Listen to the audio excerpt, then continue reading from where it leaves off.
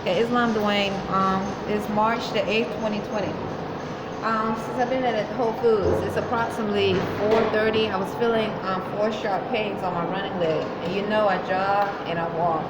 And they were definitely coming from somewhere else. So this is in Annapolis, Maryland. So what I'm going to do right now, it's like right here, my thighs right here. You know, in Arrington-Bey and I, as Moorish Americans, Hebrew Muslims, we don't know anyone personally in Annapolis, Maryland. But we, in connection to upholding or affirm, to uphold these divine laws of freedom, which are the U.S.A. Constitution of 1787, the 13th Amendment, 20 sections, and all of Abraham Lincoln's proclamations. In that, you have some form of dignity and ethics of not causing harm, unless you are trying to defend yourself and you're provoked. So that's why I use Surah 2, Ayat 190, 191, because even in that scripture of the Holy Quran, it speaks about not being an aggressor. We are not supposed to be aggressors. We're not savages. We're not animals. We're not beasts. We're civilized. But if there is a unnatural spirit outside of natural law attacking you, or whatever it is attacking you, then you're supposed to be able to defend yourself.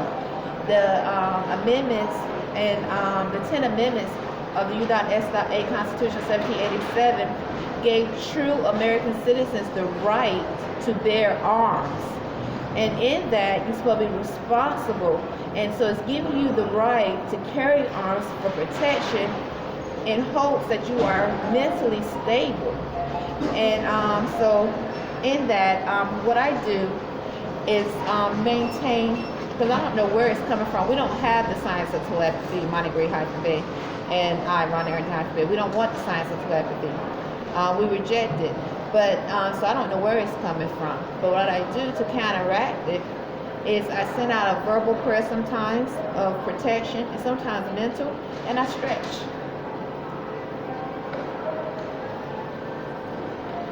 You know, the United States is not considered civilized in reference to health among other civilized nations. The United States jurisdiction is not considered a nation. It's a jurisdiction. So this is what I do.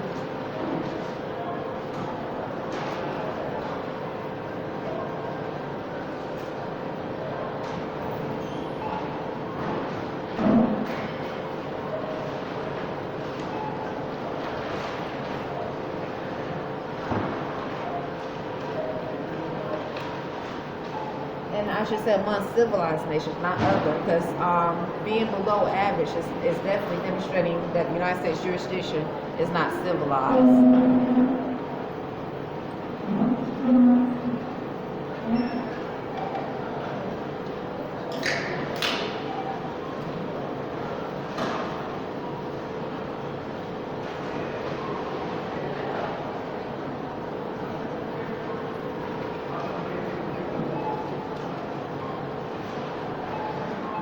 Our Moorish American nation encourage health, not only health mentally, lawfully, as in getting back into the constitutional fold, true naturalization, but also physically. Physical health is connected to mental health.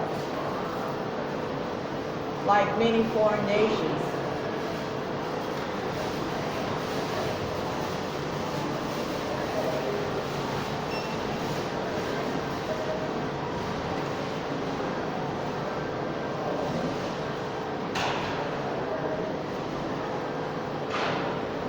And that in itself separates us from the United States jurisdiction.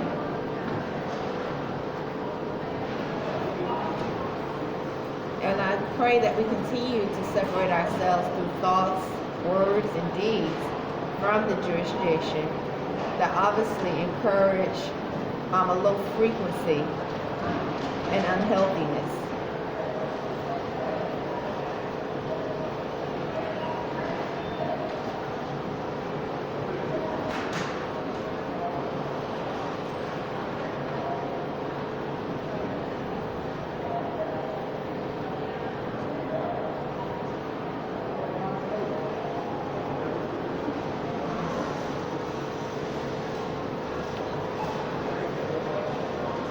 what is happening is they're using these people bodies that have the science of telepathy to cause harm, to send sharp pains, and also to invade the mental space that she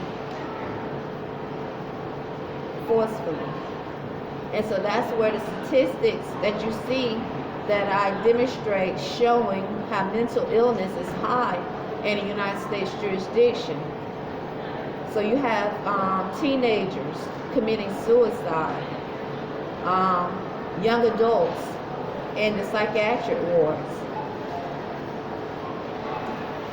adults being recycled back and forth in the medical system. Those medical systems that are not for healing, but are here to make a profit and are funded by corrupt banks. Now there are medical systems that are created for healing, and you know they are created for healing, but there's also those that are not. So let me go forward.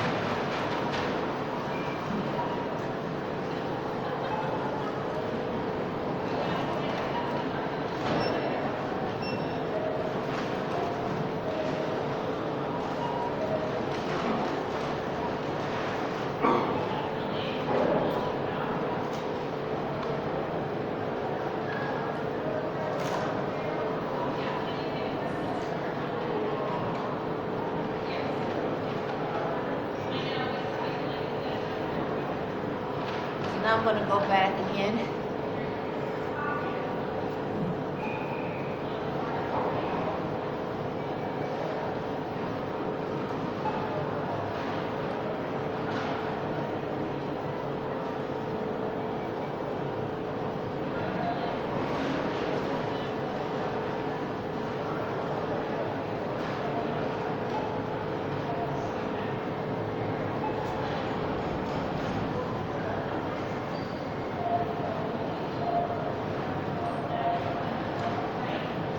Sometimes I start like shaking a little bit when I'm going back.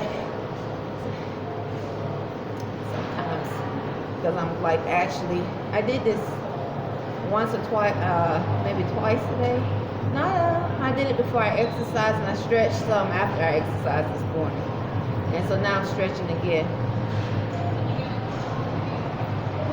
And you know, so as I've always said, I always ask for protection from the United States military, the Navy, the Army, or other military branches that have not taken an oath or affirm to uphold these divine laws of freedom.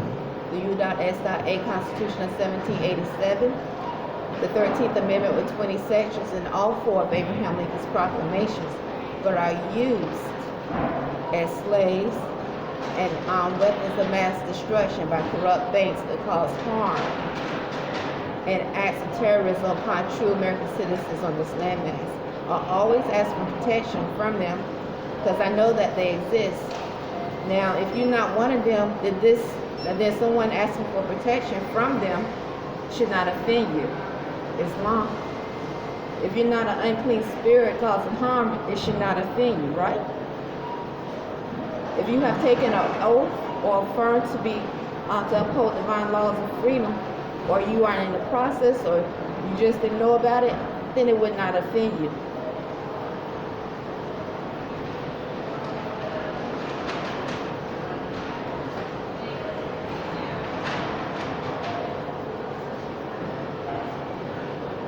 So many foreign nations also obviously are high in education about physical health, because it shows in statistics.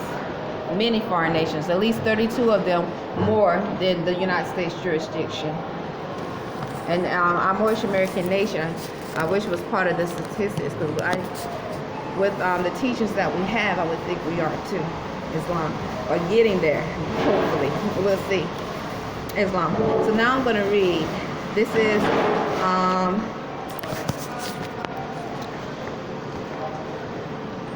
Mayat, the 11 Laws of God.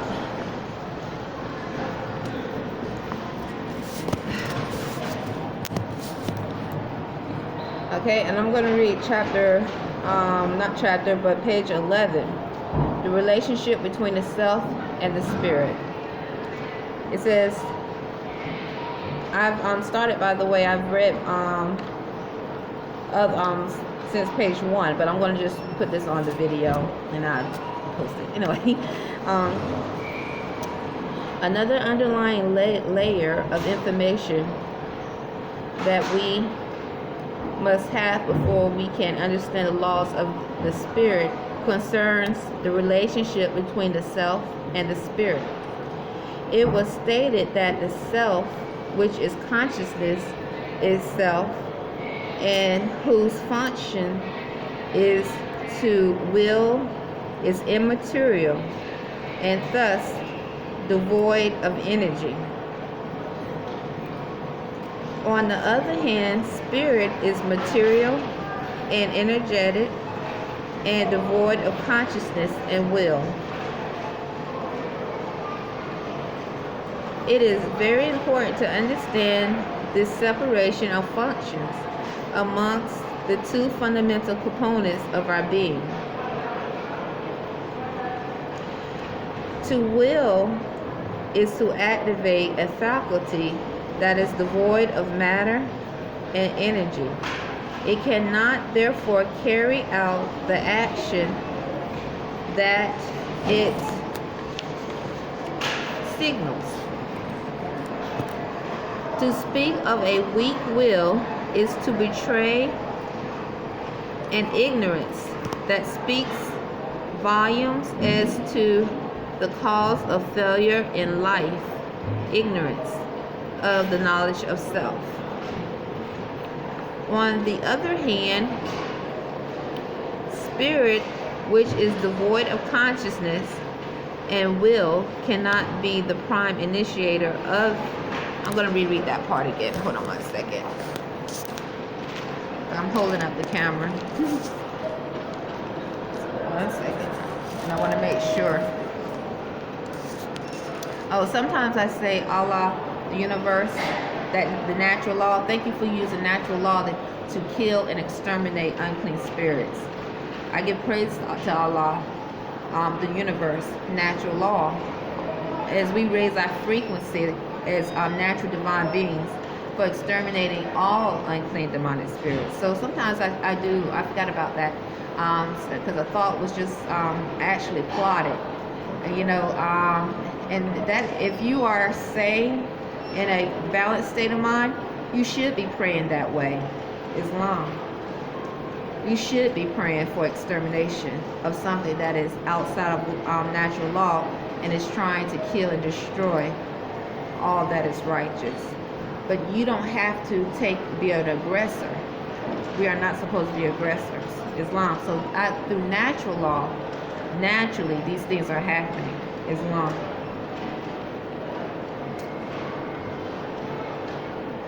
To speak of a weak will is to betray an ignorance. Oops, am I on the right page?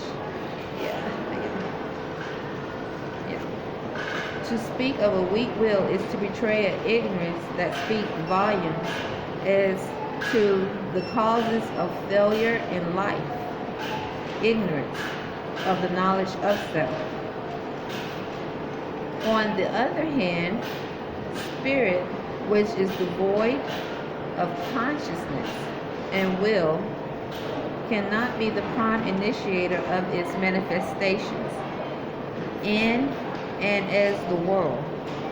Manifestations, creations in the realm of the Supreme Being, as well as in man, consciousness is initiated by the act of its formless tool of action, the will.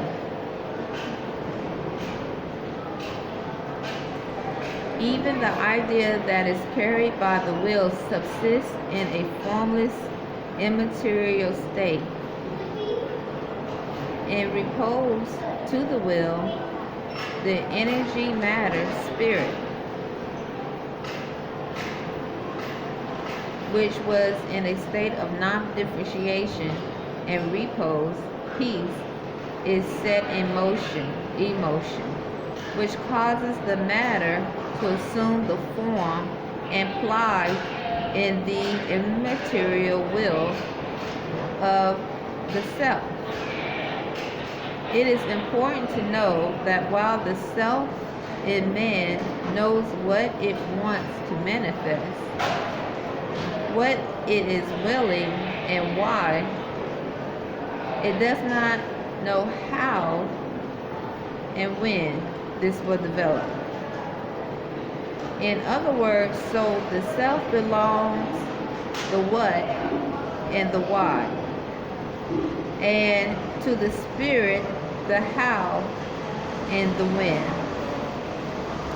It is the truth governing the attributes of the self, of the spirit, and the relationship that constitutes the laws of the spirit. I read this several times. By me reading it just now, it's sort of like not sinking in, but it did sink in before, but I'm gonna have to read it again. So I make my little notes. Another extremely important factor in the relationship between the self, consciousness, and the spirit is rooted in their differences. Devoid of energy and matter, the self is absolutely free and at peace. On the other hand, the spirit, an entity of energy matter, is bound by law, which is a limiting and energetic emotional factor.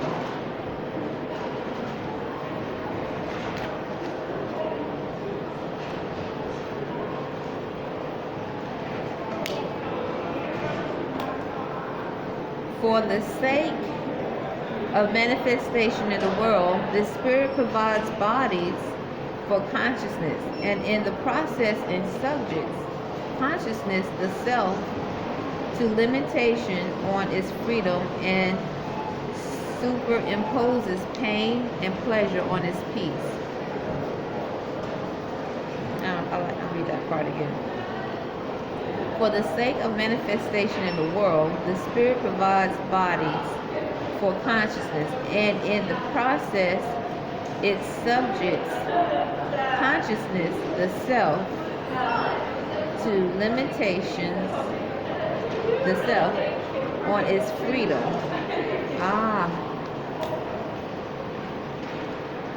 It's interesting how this actually giving spirit an individual is sort of as though it's